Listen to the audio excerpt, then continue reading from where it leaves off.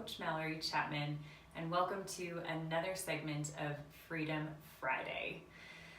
Each and every single week, I will be taking questions and taking the space in this office hour to be able to answer any questions that you have in regards to where you might be feeling stuck in your business or in your development, in your personal growth.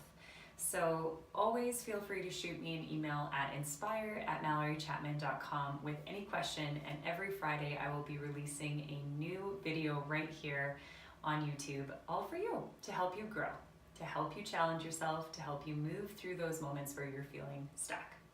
So I have a really exciting question today, so thank you for submitting.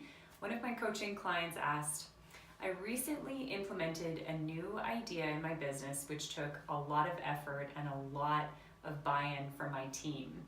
We executed perfectly, and for some reason the idea just did not work out. We didn't get the traction that we were hoping for. As a result, we all feel defeated, the energy sucks in the office, and to be honest, I don't know how to get us unstuck. Knowing how important innovation is in culture and business, how can I pick my team up off the floor and myself to get our confidence back up and get rid of this fear of failing? So that was an amazing question. So thank you for submitting that. Today we are going to focus all around how to build confidence in your team after potentially handling rejection or a tough situation where, just in this case, where you worked so hard on putting together a really great product launch or service and then it just didn't fly. And sometimes that happens. So how can we build confidence back in our team so we can continue to take bold action and we can continue to take risk in our lives? So the first thing I want to say is I get it. Rejection is incredibly hard, and so is failure. Having a business is also not an easy thing, nor is leading a team of people. You're dealing with a lot of complexity with those two factors. What I want to focus on is that nothing is permanent. So what you're feeling right now in terms of a lack of confidence or the fear of failure or rejection happening again, know that that isn't a permanent state. So just take a deep breath in and take a deep breath out. There will be days where you literally are like, fuck yes, I've got it, I'm killing this, my team is doing amazing, and then the next day you will feel the exact opposite. And this, my friends, is the ebb and flow of owning a business. So welcome to Entrepreneurship 101. It is an adventure. The goal is really to help you manage those ebbs and flows so it doesn't feel like such drastic waves here. We want to help you be able to level out those ebbs and flows so that you don't hit the highs and lows as hard. And obviously we want to help you be able to bounce forward after rejection or failure instead of you feeling trapped or stuck in that feeling. So where we're going to start is the root cause of self-doubt and a lack of confidence after something doesn't go our way or we've been rejected. And that, my friends, is the fear of failure. Once we've had an experience where something didn't work out the way we wanted it to, we really don't want to feel that same uncomfortable feeling, that same level of pain in a way. So what we do is we tend to avoid, and that's where we start to feel stuck. It's really normal to just get in that place where instead of feeling the pain of failure or the uncomfortable feelings that go along with something not working out, it's a lot easier for us to avoid and just procrastinate and hide. I talked a lot about this at my workshop actually on self-sabotage. So if you weren't there, then I'm sorry, but maybe I'll have to do another one. But really the idea is that we're using avoiding and procrastinating as a way of protecting ourselves, of protecting our ego against being hurt again from that fear of failure. So now that you can kind of understand the deeper root cause of why you and your team might not have the confidence that you need to be able to continue to be innovative as a culture, let's look at what we can do and what we can change.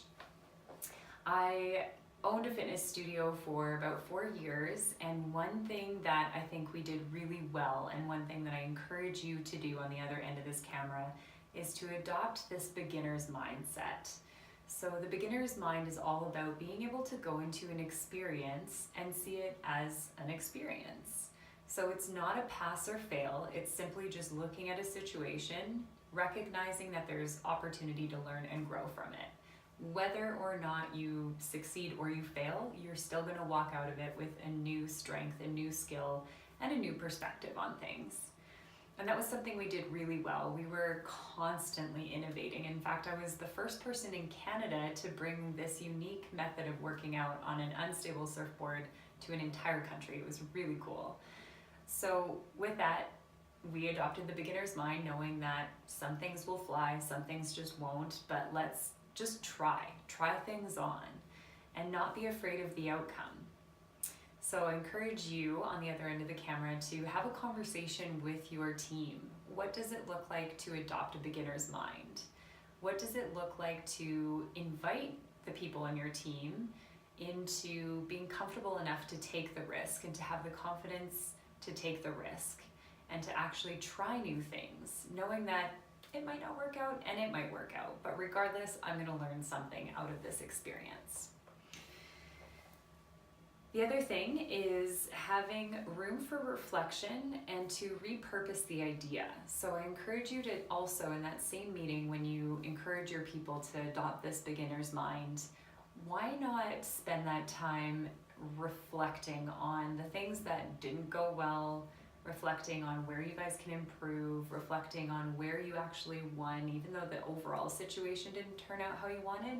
What were some of those wins? Maybe there were some big wins in terms of how you guys communicated or how you worked together with something. There are wins there. So you want to build confidence back up by shining light on what you guys did well, and then obviously talk about where are the areas that we can really improve on together so that we can not necessarily just throw this idea to the ground and never look at it again, but to pick it up and maybe dust it off and repurpose it a little bit with those wins and with those challenges factored into how you're going to change that and how it can look differently next time. You guys, this is all about, in terms of building resiliency, which is what a lot of the work that I do is on, it is all about teaching people to ditch the whole perfectionistic mindset and attitude and look towards more of this progress and practice mindset. So if you can implement a progressive and a practice-oriented mindset versus perfectionistic, you are going to get way more creativity in your team, way more innovation, and a lot higher of a success rate. When you take away the fear of failure and the consequences that come with failure, people are going to be a lot more open to really trying new things in your company and really taking your business to the next level, and so will you. So that's the key takeaways, you guys, to wrap up and circle back to what I've been talking about. Again, if you want to build a confident, innovative team who is resilient, then the 3 key steps is being able to address the fear as the fear of failure and knowing that that's normal and that failure doesn't always feel that good. But if we can, instead of avoid taking action, and we can stop hiding from the potential of being rejected by adopting the beginner's mindset, which is again just looking at any situation from an experience, not a pass or fail. And then your final step is to make sure that you create that space and that room for reflection and to repurpose the idea, taking into account about those wins and those losses and the challenges that you had and going forward with it. All right, you guys, that is it for our Freedom Friday session. Thank you so much for tuning in. And hey, if you enjoyed today's segment and you want to learn more about resiliency and how to build a culture that is full of badass innovators who aren't afraid to take action and who are ready to take your business and you take your business to the next level, then join me next week because I have an exciting announcement that I will be making. And in the meantime, I have a free audio series that's all towards helping you become more resilient. So go onto my website at mallorychapman.com or check out my Instagram bio. There's a link in there as well. And click on Turn Your Failures into Fire. And that's a 4-part audio series that you can listen to for 5 minutes a day and is a really quick and easy and accessible way to help you get started on shifting your mindset around failure and becoming more confident and becoming more resilient. So stay tuned next week. Big announcement coming, you guys. I cannot wait. And thank you again for your beautiful questions. If you want to submit a question for next week, email me at inspire@mallorychapman.com. Have an amazing weekend, you guys. We will see you soon. Adios.